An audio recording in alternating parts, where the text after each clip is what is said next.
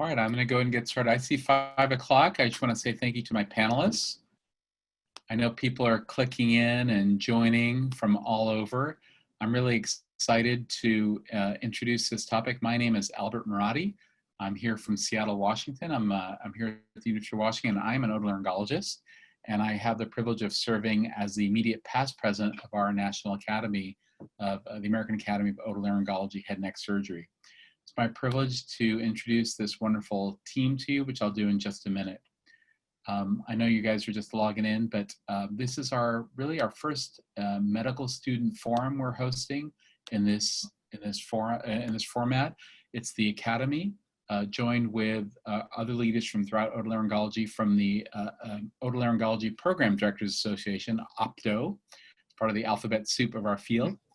So the Academy and OPTO came together to provide answers for what we sense to be a lot of questions out there regarding this year's match and the process of having our future otolaryngologists find the ideal training for them, how this process is going to work given the challenges related to COVID.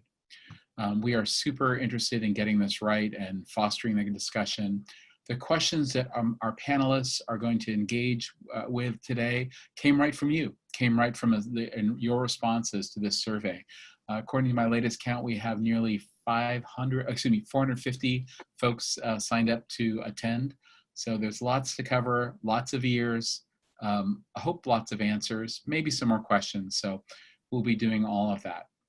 And remember, the Academy is our broad specialty organization, the largest organization of otolaryngologists in the world. We are absolutely, Academy leadership membership is focused on attending to the needs and perspectives of our students. You will shape the Academy today, tomorrow, 10 years. So I'm glad you're on today. Please reach out through Ms. Swinehart and the rest of the Academy leadership team to join as a student member. I think the cost is, it's nominal, it's $25. We would love to have you join and be a continuing voice. Speak up on the ENT Connect forum, which is a great forum for our students to make sure we are hearing your perspectives and answering your questions or learning what we need to know. So given the COVID pandemic and the challenges for visiting and interviewing, we've all become very Zoom familiar, but what is it going to mean for all of us as we move forward? With my great partner, Dr. Sonia Malexida, we've gathered this terrific panel. I want to introduce you to them, and then we'll turn it over for the questions. We'll start doing these questions. Is everybody hearing me okay? Right on. Thank you. So first is my colleague, Dr. Rhonda Alexander, who's faculty at the McGovern Medical School in UT Houston. Trained originally at Weill Cornell and Long Island Jewish, and then did her otolaryngology residency at Einstein, then further trained in laryngology at the Head Neck Institute in New York City. Right on, Dr. Alexander. Dr. Tamara Chambers, I've gotten to know a bit on our Academy Awards Task Force, not the Academy Awards, but the Academy Award Task Force. Dr. Chambers actually is located in Los Angeles, where she is a program director at USC. Big program there as well. She attended a medical school in UCLA, residency at USC, and then a fellowship there at Loma Linda in head and neck surgery, and runs the county, she's medical director there, I believe, at LA County, one of the biggest hospitals in the country. So thank you for joining us, Dr. Chambers. Dr. Chang, David Chang, I've known for a long time, was a medical student at KU, and then did his residency at Vanderbilt, and then on to his training in facial plastics at Miami. He's now faculty at University of Missouri and is a longtime contributor to our academy in many different committees, like a lot of our folks are. So thank you, Dr. Chang. Next is Dr. Sonia Malexida, my partner, who is representing, of course, her program and his perspectives from her as a program director at Georgetown. She herself was originally trained at George Washington University in town, and then moved on to do her resident training up the road at Maryland in Baltimore, and now is back at the is back in Washington at Georgetown as the program director. Dr. Malexida also was elected as one of our national leaders, as she's our senior at-large director on the board of directors responsible for executing the strategic plan of our academy as a whole. So it's just been a treat to continue to work with her on the executive committee and this nice bridge we have between Opto and the academy. Dr. Steve Pletcher, my neighbor down the road in the Bay Area, is a professor of otolaryngology at UCSF and is director of the residency program there. Originally went to school at medical degree at also UCLA, and then completed training there at UCSF in rhinology out at the Ioneer in Boston. And now is back running a terrific program there at UCSF. Last but not least, our colleague, Dr. Thorne from Michigan, is a division chief of pediatric otolaryngology and professor there, is the otolaryngology residency program director, right? This is what all our folks have in common, including Dr. Alexander. I forgot to mention that part. And trained there originally at WashU, then at Michigan, and after having fellowship at CHOP, came back to Michigan and has been working there. I may have missed a few things and details, but I wanted to just tell you these program directors have committed a substantial part of their professional lives to doing their best for our incoming trainees, for the current trainees, and really the future of otolaryngology. So thank you to each of you for this. Shall we get going with the questions? All right. My first question I want to direct at my colleague, Dr. Malexida.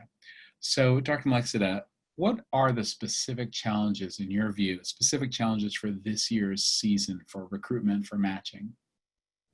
Thank you. First, Dr. Maradi, I want to take a moment and thank you on behalf of Opto for recognizing the concerns for our medical students during this really exceptionally stressful time and all the issues that are going on around COVID, and really for being the mastermind behind this event. So thank you for proposing this. And similarly at Opto, we're appreciative of the Academy, the AAO-HNS for sponsoring this, for supporting it, for hosting. And I see Dr. Denani on there. Thank you, Dr. Denani, and thank you to Elise and all the staff for really putting all this together. So we are certainly grateful for that. Your question of specific challenge for this year's recruitment season, I think first thing I'd say is that what we're experiencing in otolaryngology is really similar to what all the other medical and surgical specialties are facing during this time. We certainly are not unique. Everyone is tackling the same issues surrounding the impact of COVID on medical education this upcoming recruitment season. I think if we step back to a little bit to the pre-COVID time, I think my colleagues on the call would agree that the residency selection process was imperfect.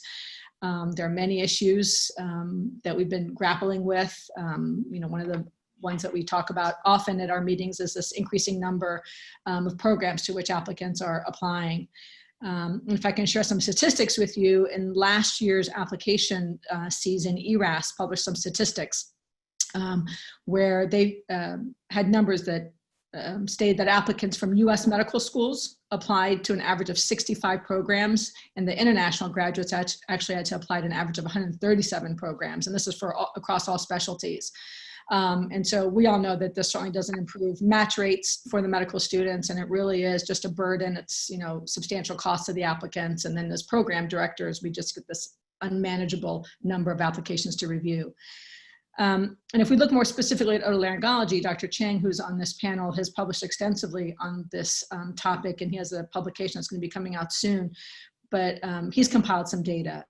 And last year's application season, applicants submitted an average of 72 applications. So that's an 80% rise over a 15-year span. And programs received well over 300 applications. So these are all sort of, issues that have been brewing. And now we're going to expect with COVID, this is going to get worse. Other issues I think we have to think about are USMLE scores. So testing centers have been closed across the country. Many of our applicants have been unable to take portions of their exam. A lot of the medical schools have altered clerkships. They've either had to shorten or replace them with virtual rotations. And then the way rotations, the way electives, the auditions, those are the ones that we rely on and the students rely on as experiences to get to know programs, but also it's an opportunity for them to get letters of recommendation and to also signal their interest in the program. So without all these opportunities, I think there's just general angst and uncertainty about how applications are going to be evaluated and how we're going to respond to a potential even increased number of applications. I hate to start this out being the Debbie Downer, but those are the challenges. But I will say that I think, with any crisis, there's a saying of crisis. Within any crisis or chaos, there's opportunity. And I think this perhaps is the time for us to reevaluate the way we're doing this and to improve the process. I think a lot of what she said, Dr. Malexita, thank you, is going to be, it's going to filter or mix in with each of the next 4 or 5 questions we're going to cover. So that was a good framework. Dr. Pletcher, may I ask anything just immediately strike you as something we want to make sure we get at as well, that in Dr. Malexita's frame? Yeah, I think it's important to note that this is new for programs too. A lot of the challenges that are different this year are things that we're working through, and I would say that I think it's very clear from a program director standpoint that this is not a business as usual year, and the normal expectations about getting letters from people at other institutions, or having all your letters come from otolaryngologists, or all those things I think are kind of out the door. And so it's a new time. It's an opportunity, I think, as Dr. Malexita mentioned, to really look at different options that could improve our opportunities both this year and in the future. I want to turn to Dr. Chang with that great framework. Thank you. This came from our attendees, so I'll just read it quickly. Without the opportunity, Dr. Chang, without the opportunity for away rotations, how can students demonstrate interest in a program? Great question, and I thank everybody who's on. I know there's a lot of interested students and applicants that are out there. So away rotations, unfortunately, aren't available, as everyone knows, this year. I think away rotations really serve 3 main objectives. One, it's an educational opportunity for you as an applicant to kind of know and learn a little bit more about otolaryngology. 2, it's a tryout. It's a way for you to kind of show off who you are, and it's a sort of an early tryout, or maybe you could look at it as a extended interview that you're having with a program. 3, it occurs the other way around as well too. So the programs are trying you out too, and are spying on you, so to speak, to see if you would be a good fit as well. So how are you to show interest in this environment? Well, in a normal non-COVID timeframe, you would only be able to probably do 2, 3 max, maybe interview or away rotations. And so even at that, you'd only be signaling to potentially or showing interest to potentially 3 places. One way to show interest in this new environment is that some of the programs have decided to have virtual sub-Is, and that's another way to kind of, 1, get information, but also get your name out. 2, I think a lot of the programs now are having town halls to have applicants learn a little bit more about otolaryngology, but also learn a little bit more about their program. And interacting in that fashion can be sort of a substitute. Do I think it's a perfect substitute? No, I don't think it's a perfect substitute, but it can be another way to kind of get out there. There's always the there's always the old way, the handshake or the phone call, the emails, and I think they are appreciated to some degree. But I think that a lot of program directors do get inundated by a lot of phone calls and emails, and so it's sometimes kind of hard for us as program directors to kind of exactly filter the meaning of those overtures to us a little bit more. The OPDO, Otolaryngology Program Directors Organization, has really been trying to brainstorm and think about how to improve the process a little bit more. And maybe some of the you all out there have heard that we are sort of considering a signaling process. It's just a consideration at this time. We haven't really vetted it out completely, but we'll let you know a little bit more if that comes to fruition. But there could be a signaling process that we might try to do to help applicants signal to programs interest in their interview at those locations. There was one question. I see Tom Irwin had sent a question to us. Are expectations this year for more applicants or fewer applicants, I think it's too early to say at this time right now where that would occur. The numbers and data suggest will probably be somewhere in the same as last year, I would imagine. But the number of applications per applicant, that might be a number that we might see tick up again.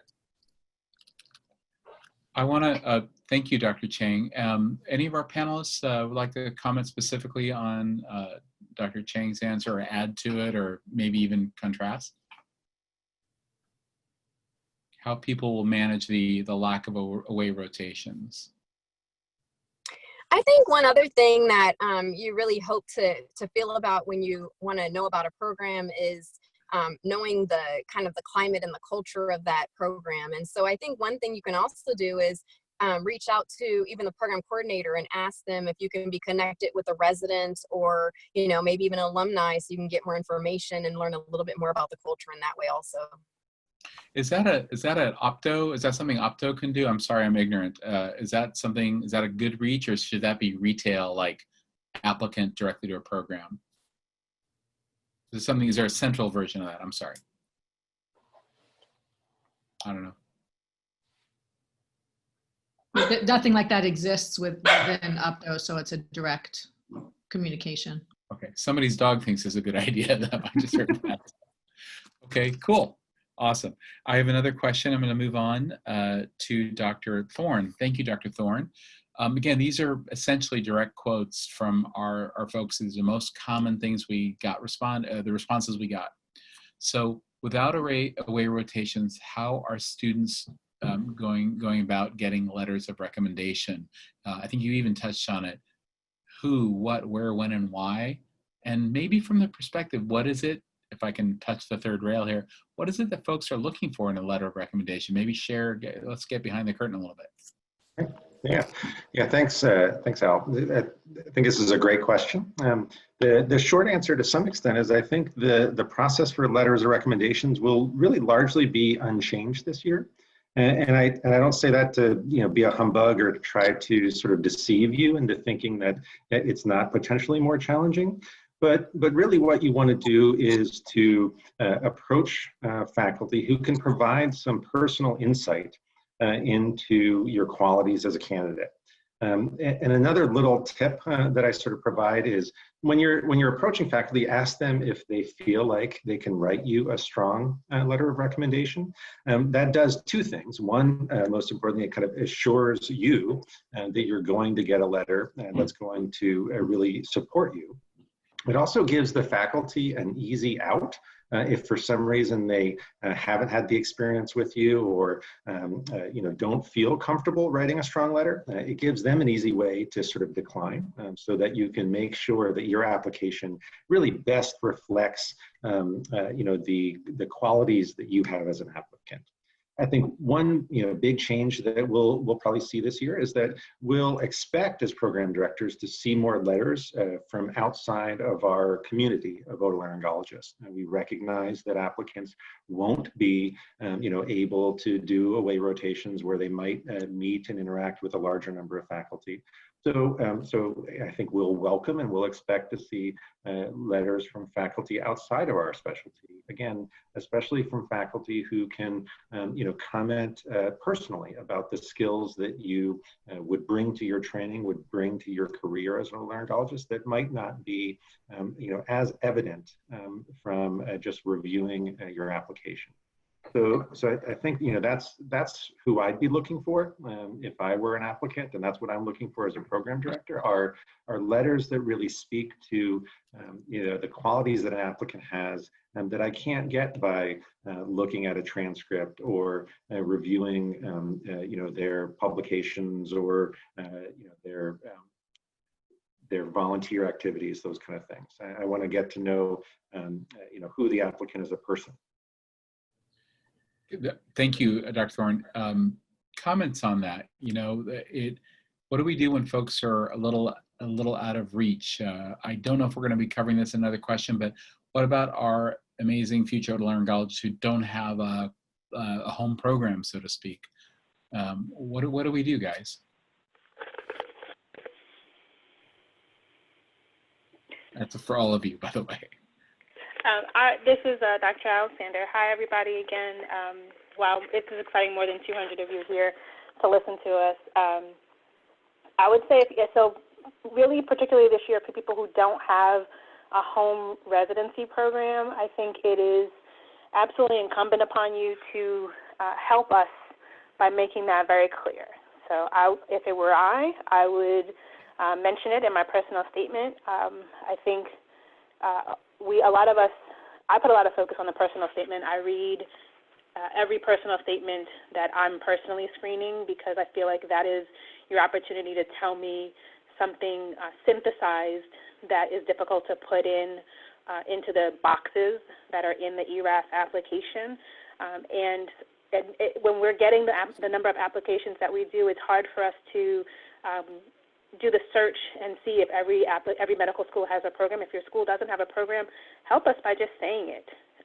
And that's really going to just allow us to open the compassion gate to say, okay, well, this is somebody who we're going to look at and be able to accept those letters and kind of have a little bit more of an open mind. Not that we haven't already been, looking for quality over just brand names as it stands, but it does not hurt to help us help you.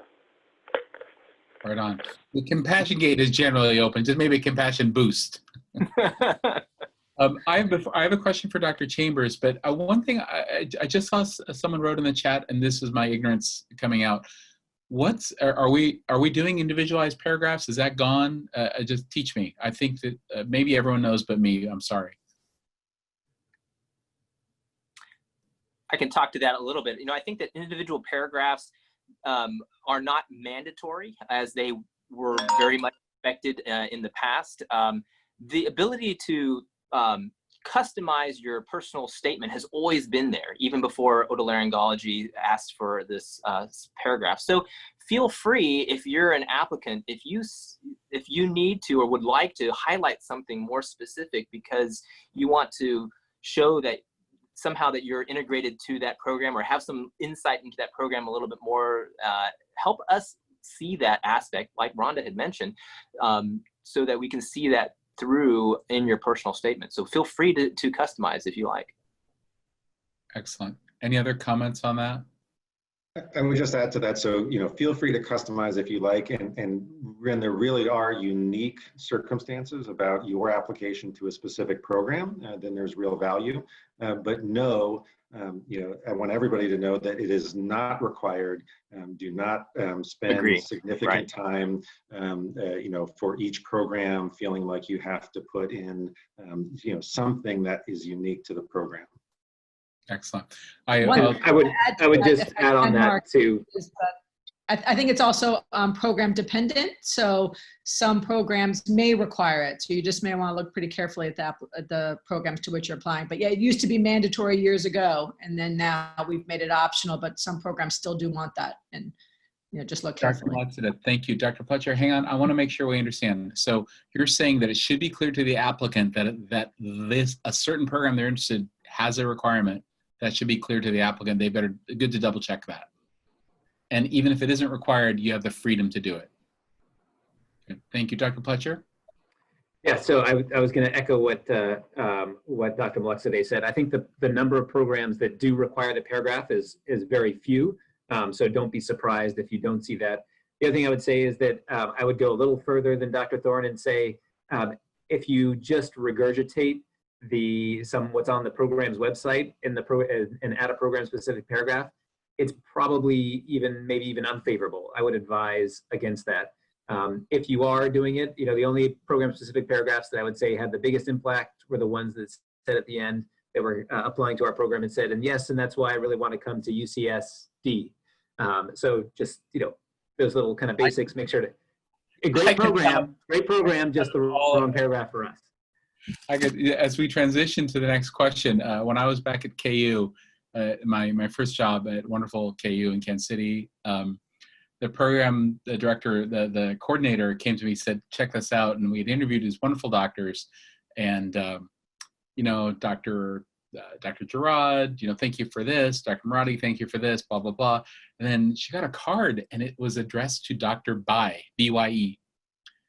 And it was a serious letter. Like, thanks for your, you know, I'm so interested in KU and this, that, and the other. And this person is wonderful otolaryngologist, maybe in the strain of the moment, had written Dr. Bai, like there was a Bai on their schedule and couldn't remember that they didn't interview with anybody with that name. And we felt bad. I mean, it was like, you know, poor person was probably running around, flying all over the place and event. So yeah, definitely pay attention to what you're sending to programs. So. Dr. Chambers, I have a question for you, for all of us, but I'm going to start with you and your wisdom on this. I don't know if we're looking for metrics or methodology, but at least the essence and maybe some of the specifics on this one. How will programs judge applicants from outside their programs fairly, right? The flip side of it. We've heard about how we're going to outreach and connect. As a program director, you look at this, how is it that you plan on reading these fairly when you don't have the personal moment, for better or worse? Big question. Right, and that's just a Oh, I lost you, Dr. Chambers.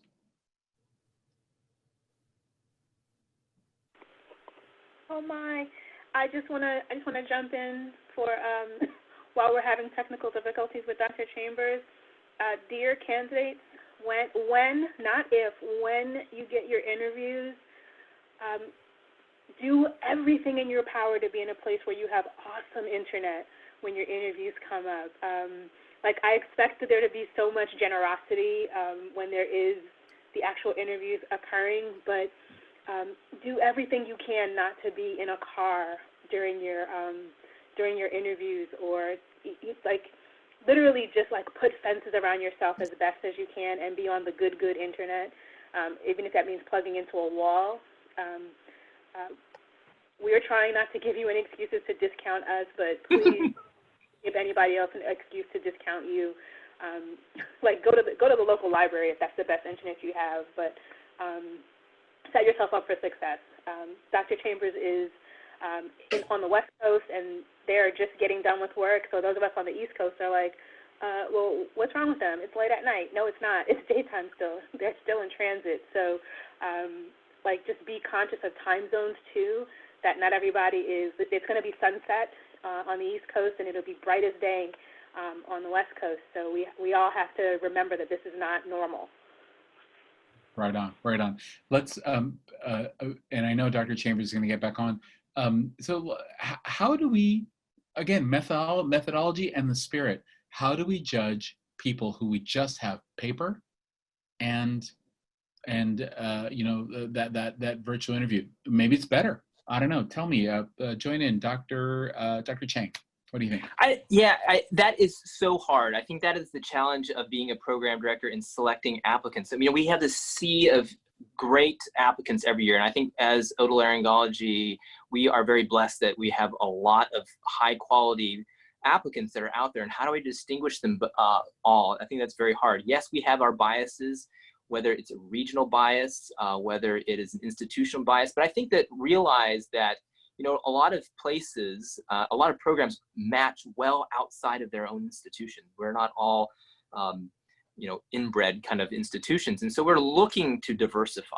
I think that we've learned several lessons perhaps in the past that it's not all about, it's definitely not all about a metric. I don't think that one metric defines a person. It's not the USMLE score. It's not your AOA. It's not just your letters of recommendation. It's a whole conglomerate of things. And we've really tried through the OPDO to stress that a holistic evaluation as much as possible is what we really need to try to achieve in order to diversify our resident body and also diversify our own programs. Excellent. Any specifics? Is anybody using a formalized methodology? I know what we do here at UW, but my team and I did the first draft, and then we kind of worked it out over the past couple of years, where we identified, and this is the hard work that many programs are going to have to do over the coming years, is we identified traits and qualities that we want in our residents, and then correlated them to activities that we think represent those characteristics and qualities. And so those are things that we're looking for in the application. Now, that requires a lot of work And so that is hours and hours, and it involves me giving each of my faculty volunteers no more than about 15 applications to read, while I have like 40 to read, because I take that burden because I want them to do a good job, and so I don't want to overburden them so they feel like they have to go fast. But you'd be surprised at the things that different programs are valuing. So some programs are looking for the AOA. Other programs are looking for, have you had a full-time job? Some programs are looking for, did you play a musical instrument as a measure of dexterity? Other programs are looking at, did you lead any significant movements or organizations on your campus, and were you able to cull resources or pull resources together to create positive change in your environment? So whatever is inside you often has come out of you in terms of the things that you're doing, not just grades and not just test scores. And so I would encourage every candidate applicant to make sure that you're putting things, first of all, in the right place. If it is volunteer activity, please do not put it under an employment. It is not. And if it is employment, please do not put it under volunteer or community service. Put it in the right place, because being careless about that is an opportunity for somebody to think that you're sloppy and careless and don't pay attention to details, when that's not what you really mean. Thank you, Dr. Alexander. Dr. Chambers, thank you for clicking back on. Did you want to, anything to add about maybe methodology or the essence of how we evaluate folks when we're not seeing them in person? Oh, drop back off. So I'm sorry about that. Let me go to another thing. I thought there was a very compelling question that came up in the chat. It's pretty broad. It's not necessarily unique to this year, but it's important to this class. What are the recommendations? I might start with Dr. Thorne on this. What are your recommendations for someone who came to otolaryngology late and is trying to make up a lot of ground? Yeah, thanks. It's a great question, and one that I think a lot of students who sort of decide on our field late are concerned about. And I guess I'll give my N of one opinion, and others can kind of jump in, because I actually don't worry very much about this from an applicant perspective. I have no real concerns that our applicants are choosing to enter the field of otolaryngology on a whim. And so if they've made that decision, then I certainly trust that they're committed to our field and are going to be interested and engaged. Really what I'm looking for is that the applicants have taken advantage of the opportunities that they've had throughout their training, so that they've demonstrated that they sort of excel in an academic and a clinical environment, that they have identified things that they are interested and passionate about, and done work in those areas. And so what they can do, when you've kind of identified it late, is just to take maximal advantage of the time that you have. So build connections with the department or with mentors that are available to you. If you have specific areas of interest and you have the time, then explore those further, so that you can, as you get your interviews and are able to meet with faculty, that you can speak intelligently about what it is that you're passionate about and how you'll contribute to our field. Right on. Comments on that from the team? Thank you. I think that's great advice, and Yes. And I think that you can also identify skills that you've built in whatever you've been doing so far in your kind of in your training career, and how those skills will translate into an otolaryngology environment. And I think being able to identify that and articulate that really kind of negates the concern that, oh, this person came late, or this person doesn't really know what their skills are, because you've developed yourself, and now you just need to show how it applies to our field. Right on. I want to move on to another question. And by the way, for the panelists, there are some neat questions in the Q&A. I encourage you to feel free to throw your thoughts in there if you like. I'm trying to, with your help, trying to pick a few to bring to the team. But if you want to go retail, I think that's helpful. For Dr. Alexander, and I will also ask Dr. Chambers to comment on this, how are program directors, that's you guys, combat the some of the local bias of the familiarity? How do we combat the inherent bias that will come from this cycle because of the lack of absence, of the lack of that in-person connection of those visits? It's sort of another version of this same question. How do we combat the bias to get to seek students who are just particularly well known to their own program? Dr. Alexander, then Dr. Chambers. Well, I would offer you the encouragement that, first of all, better known does not always mean better positioned, right? So just because someone is well known at their program, you don't know whether they're famous or infamous. And so I would not begin this process by assuming that you're at a disadvantage by not being able to physically visit the program. So let's just take that thought and throw it away immediately so that we can go into this with positivity. This is a whole new horizon that all of us are looking at, okay? And so that you can combat that bias, again, I think particularly by making sure that you are bringing out the traits that are going to make you an awesome physician and otolaryngologist, right? So I feel like I'm giving out cheat codes for Super Mario Kart here, but are you a Gold Star Girl Scout? Did you win your Eagle Scout award? Did you build a thing from scratch? Did you organize a cooperative thing? So don't assume that the bias is in favor of the native to the school students, and really work on your application and putting your best foot forward, because with this situation that we're in, the in-depth reading of applications I expect it to go up this year. I expect there to be much more careful combing that is not focused on simply numbers. And so I hope that answers your question, and I really hope it's an encouragement to you as well. Very helpful. I saw a lot of nodding heads. And Dr. Chambers, I thank you for sticking with us. I know you had some audio. Any thoughts on that, on Dr. Alexander's comments? Yeah, I completely agree. I'm just, like she mentioned, you can be infamous or, famous or infamous. And, there is an advantage to having been able to do a rotation at your home institution, but, it could also be a disadvantage. Some medical students that are rotating may not have seen their program in all of their colors, given COVID times. So they may, have decided that maybe it's not the right fit for them, or their personal missions and goals are no longer aligned with that of the institution. So, things change, and just because they rotated at that home institution doesn't mean it's going to fit. At USC, we're also seeing a lot of students that have deferred from applying this year because of the uncertainty of COVID. So it's also possible that there are not enough applicants that have actually, decided to apply for the number of spots that institution has. So that should also be some solace to people. From a sub-I perspective, I also think that, I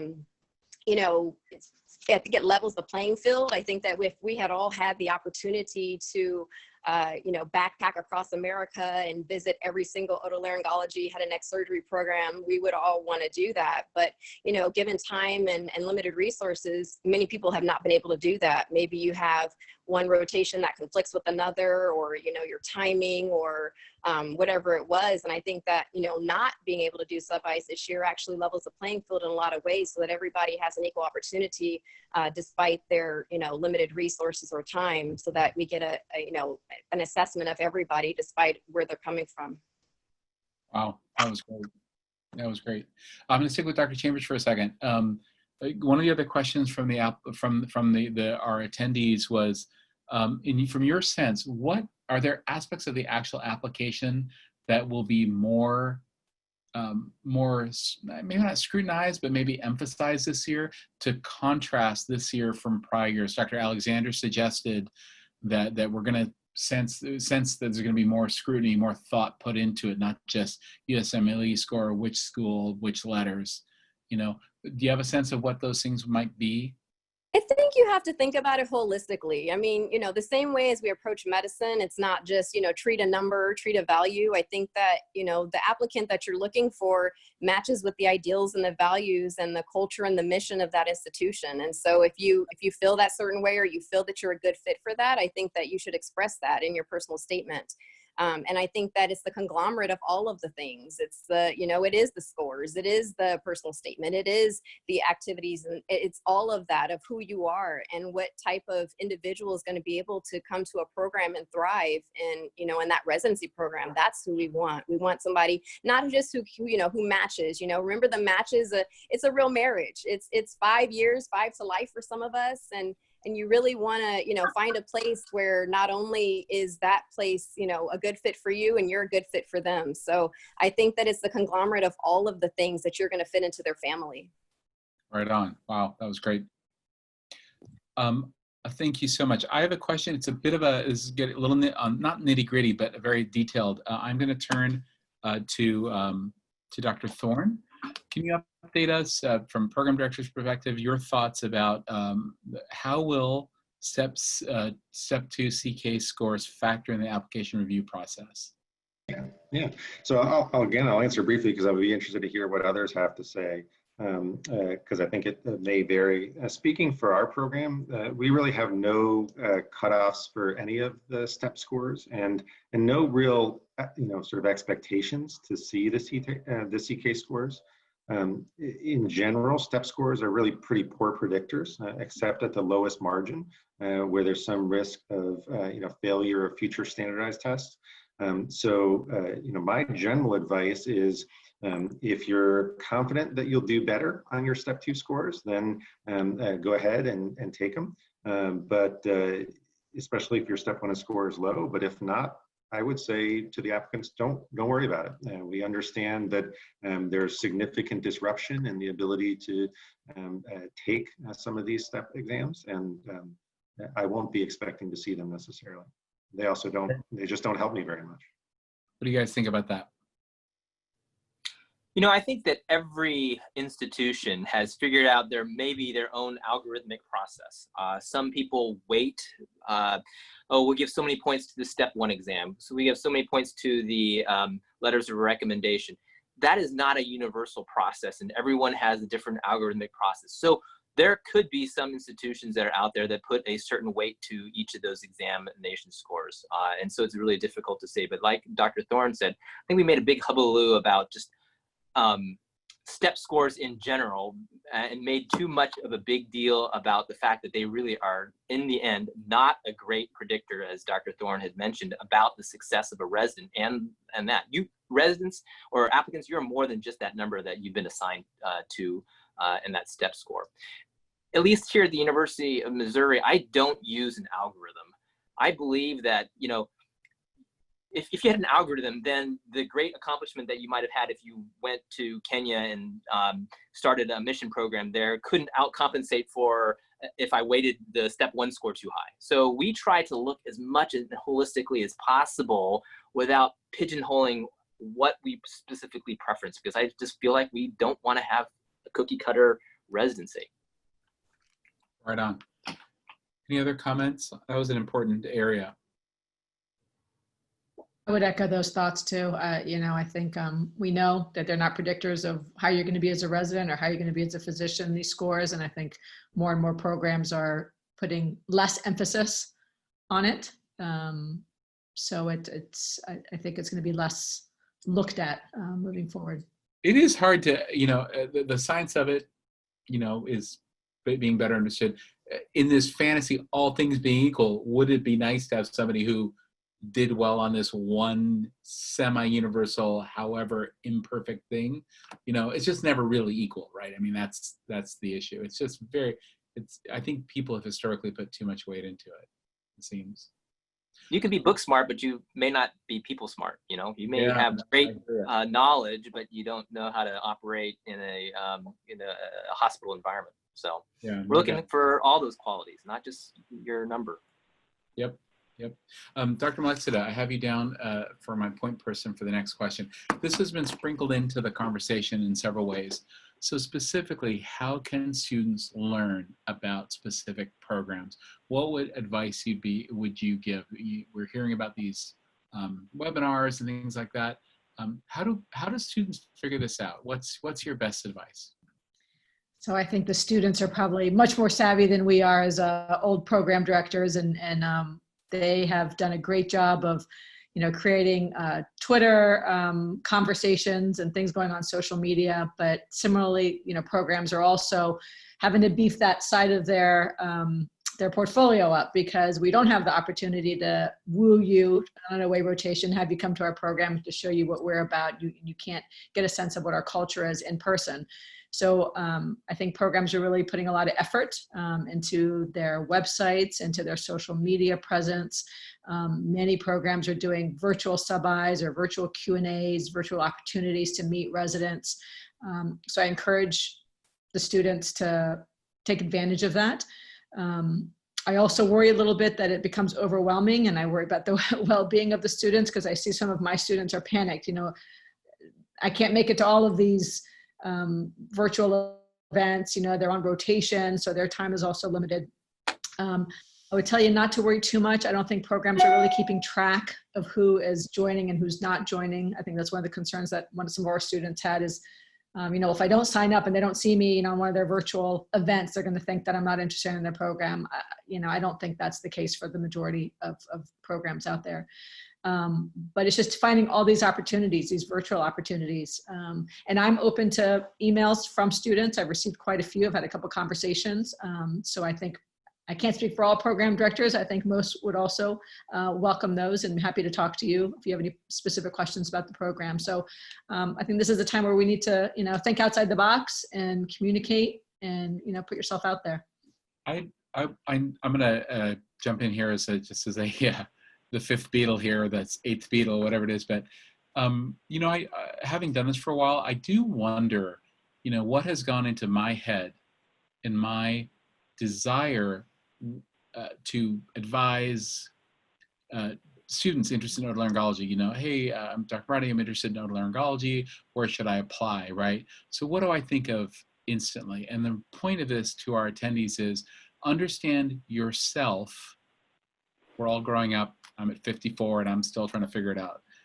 Understand yourself. What is it that really is you wanted? Because there is some conflict in here, or there's a bit of a disconnect sometimes that happens between what it is you believe, what it is you're surrounded by, what it is you want off in the future. And it doesn't always go, people aren't being evil, but when the people give you advice about where to go and apply, do your best to make sure you have a very candid conversation with them in that relationship, the best you can, about, it's your life.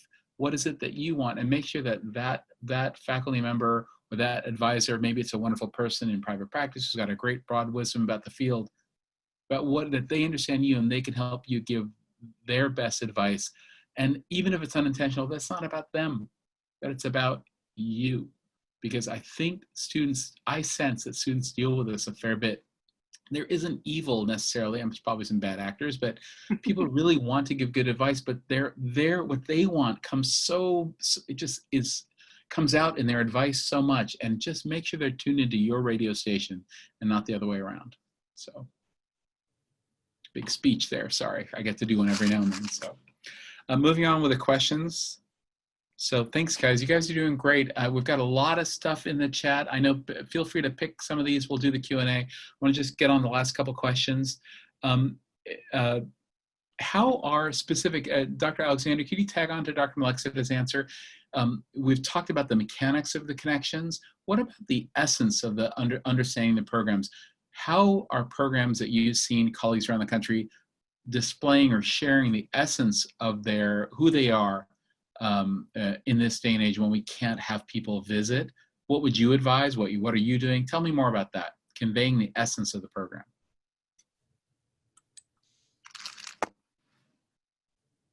Dr. Alexander, yes.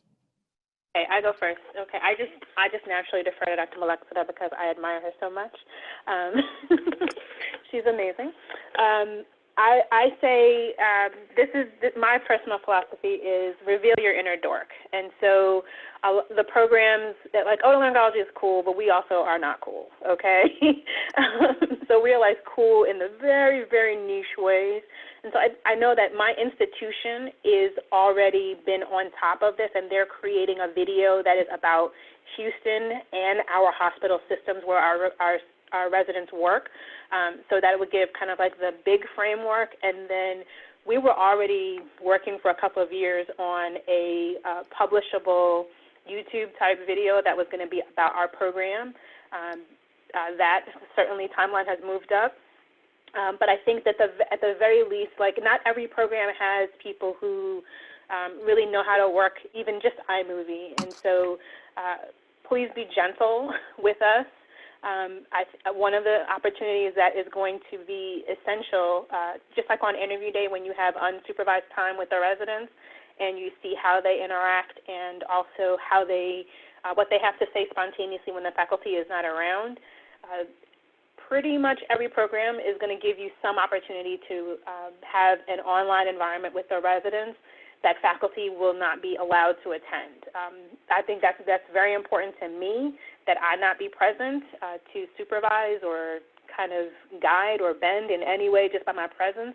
And so even if it's something very primitive like a Google Hangout, please be gentle on the programs, because like a lot of us are just doing our best, and not to cry for ourselves, but some of this is uncompensated labor. You all know what that means, that this is not, whatever percentage of our job is dedicated as non-clinical so that we can be program director and that our staff can do this. We work outside of that, and nobody becomes program director really just for the power. It's because we care about curating our program's future. And so if all we can do is set up a kind of, a Google Hangout online, please just go to it and talk with the residents and really ask them the questions you think you shouldn't, because we're going to be creating confidential environments for you to get that information, and, see if the residents make fun of each other, because, like, we only make fun of the ones we love, right? So that's one way that we're planning on doing that, is like creating an online environment where you can interact faculty-free, separate possibly even from the interview day, so that it's not wrapped up in the stress and emotion of sitting on your couch in your suit top and casual bottom, which we know you're going to do. Excellent. Comments on that from the team before we go to Dr. Pletcher for the next question? It's a great example. Just the second that having time with the residents will be the most critical. I'm sure we will also, the institution is putting together a video, and we'll do our best, as meager as it might be, to try to help the applicants kind of understand what we're about as a program. But the most meaningful thing has always been and will be this year, the opportunity to kind of interact with the residents. I always tell our interviewees on our interview day, I give them my sort of program director picture, and then I say, but the most important thing is I'll let you talk to the residents and you can find out, this is how I think the program is, but they'll tell you how it really is. Awesome. Dr. Pletcher, using your own wonderful program as an example, and maybe what you've heard from your colleagues, your peers, how are you changing your interview strategy? A little bit about format maybe, and then about, what is it you want to get at with folks when you're talking to them like this? Yeah, thanks. It's a great question, and it's something that we're honestly still continuing to work through and plan this year. I think it's one of the things about this year that will absolutely be different. Our typical format is to have about 20 applicants come in for a day. We split them up into 2 groups of 10. They do a tour with the residents. 10 of them do a tour with the residents for half of the day while the other 10 are interviewing, and then they switch for the second half of the day and then have an evening social event. So it gives them time to spend individual time with the residents and things. In order to change that for this year, I think you can go anywhere from switching to a virtual model that basically tries to emulate that completely. You could, in theory, have an applicant on a computer screen in each room and just have the faculty rotate room to room and do the same thing, exact same thing. That is not what we're going to do. I think that would be just a little overwhelming on the Zoom factor, and would do a disservice, particularly to those who were later in the day. I think that we're going to look at likely having some larger panel interviews. I think that there's in a setting, in a face-to-face setting, I think panels can be somewhat intimidating. I hope on the Zoom setting we can arrange it in a way that allows some individual conversations with applicants, while other faculty can simply glean the answers. I think one of the potential benefits is that I think all of us remember and all of us recognize that as applicants go throughout their interview day, they get asked the same question probably 10 times. You know, how many times do you have to answer where I want to be in 10 years or why did I choose otolaryngology? So with a larger panel, hopefully that will be able to kind of compress that and make that time a little more efficient. So the other thing that we're doing is, you know, we have a group of chief residents who are interviewing for fellowships right now, and we have a group of fellowship directors who are interviewing applicants for fellowships, and that's all happening virtually. So we have a upcoming meeting in the next couple of weeks where we're going to sit down with that group of folks and just kind of review their experiences of what that's been like, and really try to devise a system that takes the best from those opportunities and creates an opportunity to really connect individually with applicants during that actual interview time, a really dedicated time for applicants to spend time with individual residents to get a sense of the culture. We may have some video tours, maybe some folks at some of our local coffee shops commenting on how delicious the various items are there. Who knows? That's all to be developed. But you know, it's a little tricky to kind of horseshoe things around and make it all work out. But we're going to do our best, and you know, we're working on the we're working on the format, and I think that it's an opportunity to innovate, and we'll see what we can come up with. So yeah, that's a real structure consideration because of the Zoom fatigue, and really just making sure everyone gets a chance to connect. I didn't hear a lot other than the continued emphasis on resident contact. I didn't hear a lot that the actual conversation will be that different. Is that fair? Like, I mean, the same stuff we're going to talk about. Yeah, I mean, I think that's fair to say that a lot of the same. I think there will be less repetition of the same content, but the similar themes. I think that there's all interviews are an opportunity to make that interpersonal connection, to have that kind of communication experience, and really to try to get a sense for how people present themselves. And on the applicant side, I think of it a little bit like your personal statement, where there's it's the sort of a free-flowing opportunity to express yourself, and you can do it within specific questions, or there's also time to really describe the core things that are important to you, and what you're really looking, how you can apply that in the setting of the program where you're interviewing. And so the ability to make that all happen, is going to be different, but I think the actual content of the conversations will likely be similar. I appreciate that. Panelists, any structural or essence comments about the interview process this year? Maybe your own examples.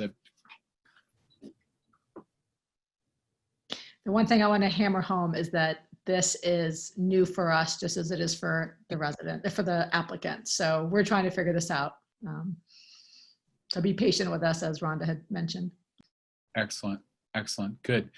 One of the questions that came up that several times in the Q&A had to do with the impact of COVID on investigational work. The students have a zeal for investigation. To be frank, they recognize the energy that goes into this consideration for application processes, and they their papers may have been thwarted or slowed down, as their mentors the labs have been limited. What are your thoughts? How will that? Are people going to recognize that they may not have banged out this or that or the other? Can we reassure folks? I think that the COVID climate has actually changed opportunities a little bit differently. While your traditional research opportunities might have been stymied and those labs have been closed, there's actually been a huge, huge surge of COVID-related literature that's been published out there. A lot of it tends to be commentary, a lot of it tends to be opinion type of pieces, but if you can jump in on those have been prolifically written in the last few months. and also patient safety type of articles, or how I do it articles, or how is my institution handling this, or how is your institution handling that. I think there's some opportunities that you could potentially try to gain or exploit or grab onto, given the COVID pandemic that's out there. Excellent. Well, Lemonade out of lemons. Yeah, no kidding, no kidding. I definitely feel for our folks. Any other comments on that, team? Dr. Alexander? Yes. Original raise hand function. I'm like, I am that kid in school who just kept their hand up until the teacher called on them. So I also, because your COSM presentation, your podium presentation was canceled, put that. Say, title of presentation, planned for COSM, canceled due to COVID. Don't leave it off just because it wasn't the same. Same for your posters. If it was accepted, that means that our community believed that it was important, and so push that forward again. Again, don't hide things that you actually accomplished during this very, very challenging time, and we lived through it too. And so I think we're not looking for anyone to have individually cured cancer this year. I have a question that I think it's a good question. Came in from the Q&A. Lots of them are good questions. I just think this will be broad. Do you recommend sending emails presenting interest in the program to program directors at this point? This attendee wanted to, I want to reach out to places I wanted to rotate, but have felt silly saying I'm interested in such a because of this, that, and this, and I wanted to let you know. Again, we heard that there's a real discussion about signaling happening. We're not there yet, as if that's fair to say. Now, this attendee is asking, do you recommend specifically sending emails to program? Is that a way of doing it? Is that a good or bad idea? Tell me your thoughts. Dr. Chambers, why don't we start with you if you're available? Yeah, I mean, you have to be careful.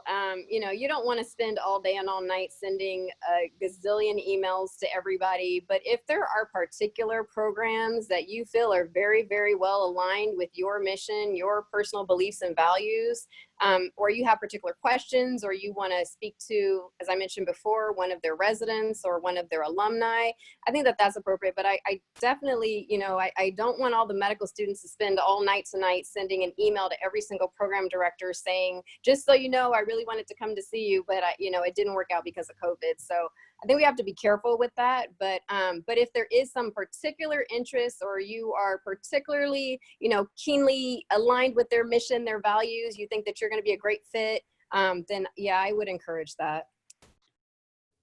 Excellent. Comments on that? I think it's a good idea to hold off on that for just a little bit.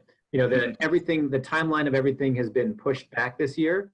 I do think it will be influenced by the signaling situation overall. And I think it's also an opportunity to potentially engage your mentors to advocate for you, depending on the timing and how things work out. So I don't know that now is the best time for that. The decisions for interviews aren't going to be happening until after late October at the earliest. So an inbox message that comes now, I think, is likely to be lost. I think it'll have more impact later, and it may be kind of replaced largely by this signaling opportunity, depending on how things work out. Any alternative opinions there? Everyone agree with that? I have a question. I may be sticking my finger in the light socket on this one. I don't know the details, but one of the attendees asked about the much discussed decision for USMLE Step 1 to go to pass-fail. I think, that's a year from now? Is that right? Mm-hmm. Yeah. Again, there are third-year students on here. I don't know if it's going to apply to them. I'm sorry if I'm missing a fundamental fact, but I think it's of interest to lots of people. Do you mind spending a minute on that? What your thoughts about, may I suggest, not about its good or bad idea, but about what it matters to our future otolaryngologists and this process. Dr. Chang or Dr. Thorne, we haven't heard from you for a moment. I'll chime in just a little bit, and I'll give Dr. Thorne the platform afterwards. But I think that from a resident's perspective, it is going to encourage, or from an applicant's perspective, it's going to encourage us as programs to look more holistically. No longer can we utilize or even attempt to utilize Step 1 as this weird metric to screen with. And so I think it would be of some benefit to look at our applicants more holistically and give that equal opportunity out to more people. Yes, you're going to say, well, it's harder for me to distinguish myself, but we're also looking for other distinguishing factors. It's not just that score again. Mark, what do you think? Yeah, I mean, for me, I think it's long overdue. I think it's a very imperfect measure that is used in even more imperfect ways typically. And we know there are sort of systematic differences in performance based on factors that have nothing to do with how you will achieve as an otolaryngologist. So, the challenge is, for programs, it does require them to dig into the applications a little bit more in order to really get a sense of who people are as an applicant. I think there's certainly opportunities for medical schools to come together and try to provide more standardized information about all of the students so that we can have, kind of more clear comparisons. But just as far as the impact of losing that step 1 score, I think it's long been coming, and I'm happy to see it. Any comments on that specifically? That was well covered. Dr. Alexander, we had a we had a question about the couples match. Did you have a comment on that? We're not hearing you. Oh my gosh, rookie mistake. Sorry. I answered it in the Q&A, but I thought many more of you might benefit from it. Couples match is always fraught when you're in a competitive specialty. And this person wants to know, when do I reach out, and do I reach out to everyone? As mentioned just now, reaching out to everyone kind of becomes like reaching out to no one, because it just becomes, another barrier that everybody's going over. And PDs we're suffering with our email boxes, okay? But if you are trying to couples match, think about the timeline. So your application has to be released to the program, right? They have to know that it has to exist. And then if you are both going to be, if you both have programs at a certain location, it is to your advantage to try to signal yourself, whether we have our official signaling system up yet or not, to programs that have the opportunity for both of you. So I would recommend being selective about to whom you're emailing, but please wait until your application is actually in, because if the email comes in 10 days before applications are open, it is very difficult for the program director to then filter back and see who that person was, right, after we then open up our inbox and have our 400 applications or X number of applications. So please be aware of that timeline, and also as a couple, look at programs where you're statistically more likely to match. So focus on cities that have both programs and often multiple copies of both programs, as opposed to communities that don't, where that's not likely where you're going to couples match anyway. Thank you, Dr. Alexander. I just thought one other question. I want to go around the Zoom, so to speak, trademark, about some of the last thoughts.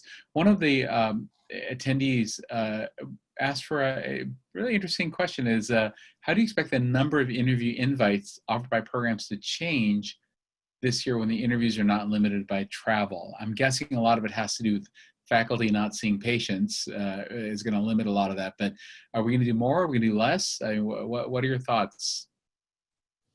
So we just had that conversation today with my department chair. We have 2 interview days. This is what we do at Georgetown. We have a full day of two separate individual interview days. But we're thinking about adding a 3rd day this year because we haven't had sub-Is, and so typically the sub-Is are in our pool. So we don't have that opportunity to have them in our program. So this is, a chance for us to maybe have a 3rd day, and that way we can capture more folks. I don't know if other, program directors are thinking the same thing. Does that sound about right, guys? What do you think? More, less, the same? I don't know. I think it depends upon where you've matched in the past as a program, and how many how many people that you feel like you need to get through to do that. This year would provide the opportunity for programs to interview more. But if they typically, if the programs typically match high up in their list anyway, there's no need for them to match more or to interview more. And so I think here at the University of Missouri, we'll probably do plan that. to do about the same. I'd be fearful. I'd be like, God, there's some uncertainty this year, right? That's our feeling. I don't know. My brain gets what you're saying. My heart wonders, Yeah. Any other comments before we go around to wrap it up? I know I'm always fearful, but I think we should try. My plan is not to interview anymore.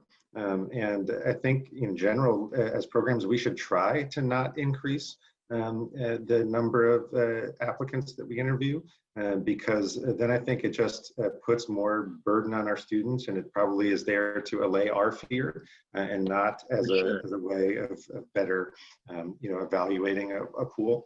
But having said that, the full disclosure is that I was going to interview less this year, and I'm going to interview the same number that I've been interviewing. So, so I'm sort of interviewing more even as I say that.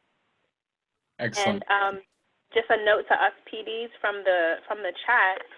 It was regarding the open houses being on weekdays and that making it very difficult for them to, attend. Making sure that the interview, like in the old days when you flew out to your interview, everybody knew why you weren't there, but it's harder to sneak away for a half day of interviews while you're on a clinical rotation if you don't really have the day away. So I think it's important for the medical schools and the home departments to create safety for the candidates around needing to go to their interview days, because it's going to be, it's just like the fellows who are interviewing. It looks weird when people see you, but you're not taking care of patients, but you're like, no, I'm interviewing today. I'm just, I'm doing a physiology break, but it doesn't mean that I'm not working at my interviews. So interviews are, some programs may interview on the weekend, but that's probably the programs that used to interview on the weekend anyway. I think that's probably a good education opportunity for for whether it's OPTO, this wonderful group, or maybe the SUO, the Society of Eastern Otolaryngology, maybe just to remind the faculty that have been around for a while, but maybe aren't the program directors, right, the dinosaurs, et cetera, that things are different this year, that our wonderful students need to step away from their case. I don't want to take away from their clinical education, but step away from your clinic for a moment if they have something to do, because you're right, it's a bit of it's a devilish detail that when they're gone, they're gone on a trip, but when they were there a minute ago, you wonder, where'd that guy go? So I think that's an education point we can go by. Dr. Chambers, any thoughts? I know you've got lots of experience, things we may need to touch on, or maybe you want to emphasize? I think that several of the panelists have mentioned that we're all in COVID together, and everyone is trying to figure out, what COVID land is going to look like, and how we all want, wonderful applicants. And, in some ways this year is different. In some ways it's actually very similar. And so I say you just put your best foot forward, as you were anyway. Be honest. We're all affected by COVID in our personal and professional lives. Say I submitted this IRB and they have not gotten back to me due to COVID, say, all of the things, put in your personal statement. Again, try and find a program that aligns with your missions and values. But remember, we want a future too. We want to match our programs. We want, we want to train you, and we look forward to meeting you and having you in our programs. And we're, dismayed by the fact that we are forced to face COVID and all the realities that come with it. So please feel that you will find a home, you will match somewhere, we're rooting for you. And if I can be of assistance to you, please feel free to reach out to me. Right on. Dr. Malek-Sadeh. I echo what Dr. Chambers said. I think this is just a really challenging year. There's a lot of uncertainty. I think the faculty and the program directors recognize the angst amongst the medical students, and we're doing our best to address it. I would just encourage the students to really, get mentorship and get guidance from your clerkship directors, your program directors, any faculty that's mentoring you, because this is, again, we're trying to figure this out together, but at the end of the day, it's all about the medical students, and we want to make sure that you guys are successful in your endeavor. So yeah, that's all I would add. And when we end here, I'm going to get some more insight here, but I want to share a couple things about the Academy as we close out because of the great interest. Dr. Chang, comment or two as we close Yes. out? So I'll let you all know that we feel for this situation, and we realize that this is a different environment. And so there was a lot of questions about, letters of recommendation. And so we're going to understand that you aren't always going to be able to get a letter of recommendation from every otolaryngologist. I had a medical student come up to me and say, you know what, I had a great time, and I have a person I work with in family practice that would probably write me a great letter, because we worked synergized together, and I had a great time and learned a whole lot. I said, you know what, that could be actually more important and more impactful of a letter than a letter that you got from Mr. or Dr. Well-known otolaryngologist who writes the same letter for all his otolaryngology applicants, but it's just, he or she may be well known, but it's just the same letter. So please feel free to reach out beyond kind of the normal confines that we used to establish. There was I was planning to go around the room, but there was I think, I don't know, provocative, but an important question that just came in. It has to do with that time sensitivity of the response to the offers. Is there any consideration of otolaryngology to follow the footsteps of plastic surgery and urology in creating an interview release schedule, so they don't have to be by their phones at all times? Is there any, who's that up to? Is that up to you guys? Opto, that in there that recommendation. Say it again. Opto will typically send out a recommendation for a window, an interview offer window. And traditionally that has been sort of in that mid-October to early November timeframe. So of course that's going to get all pushed further into November this year. So we'll be sending out some communication with our program directors next week, so that there is a window, really more for the medical students, so that they know, if they haven't heard by this date, then, that's the timeline for our program directors to send out interview offers. And So, yes, whenever it actually is on the calendar, the idea that, is there a better way than we're doing it to make sure people don't feel, if I understand correctly, just glued to their phone, they got to be on the thing, get on it, right? Is there a better way that we're not doing? Or is there something in the way of that?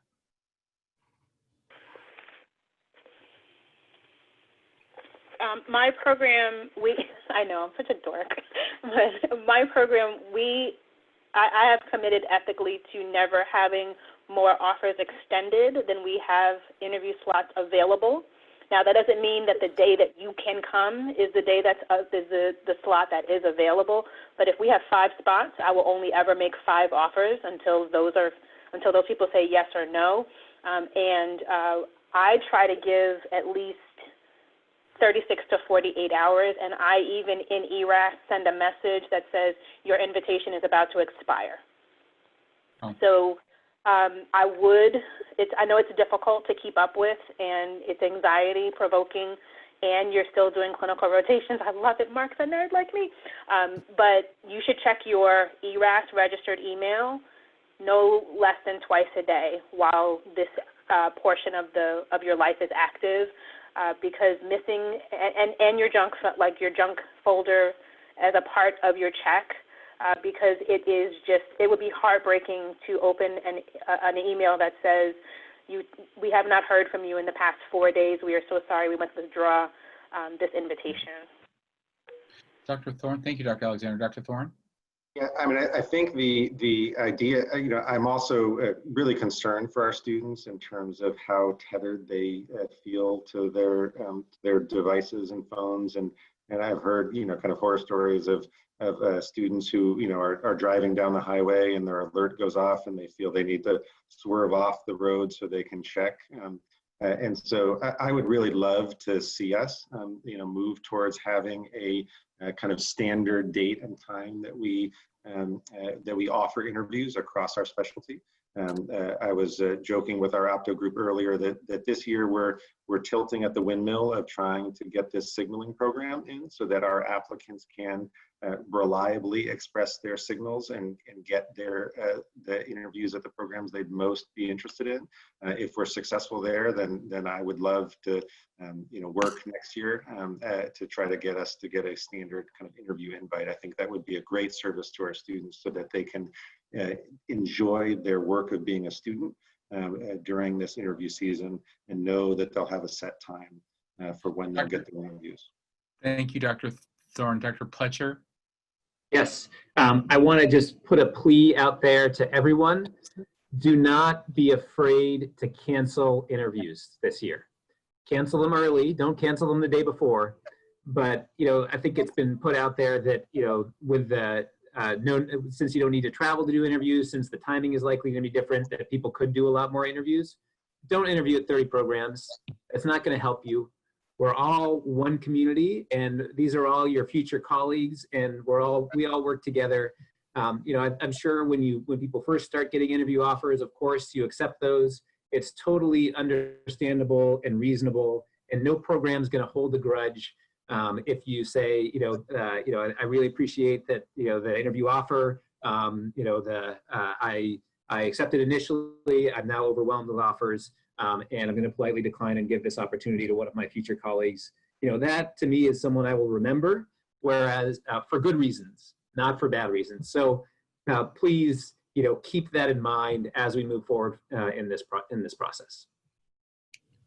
I'd like to wrap up, and I want our attendees to hear this message, and from my great colleagues and otolaryngologists and Opto that shared this moment. I want to say thank you. I'm going to share my screen and see if I can get this right. There's my lovely wife, and here's our picture. So yeah, when Dr. Pletcher was saying, you know, we are one. I mean, that is our unifying theme for the American Academy. We are Otolaryngology United for Patient Care, and I try to start every talk with this. You know, we are one. And it really is our essence. And whether which part of the rainbow whirl you are, which part of this, is this laryngology, is this a demographic, is this where you are geographically? I think of this when we all blend together, and I think that is really the future. This is the student site. I love the mortarboard there, a little old fashioned. We should get one with a little a head mirror on there. But www.entnet.org/students. I think it's $25 to join as a member, and it gets you onto the ENT Connect. You know, you're the future, man. I mean, just please come, listen, engage, and tell us what you think. Make it better. Don't just eat the cake. Help us bake the cake that we are making together. It's my privilege to serve Dr. President President Taylor, who's our current president, and then incoming president-elect Dr. Bradford. This is my last couple of my last legacy projects left over from my time. But I just want to say thank you as we close out to all my folks. Thank you to our future otolaryngologists. It's a great field. We're doing well despite all these challenges, and I know people are struggling, but the essence of what we do, caring for people and how they communicate, how they live and eat and breathe and talk and hear and smell and listen and thrive in our world, happens here with this group, this conversation. So I just want to say thank you. Appreciate it. Good night, guys. Take care. Thank you, all the attendees.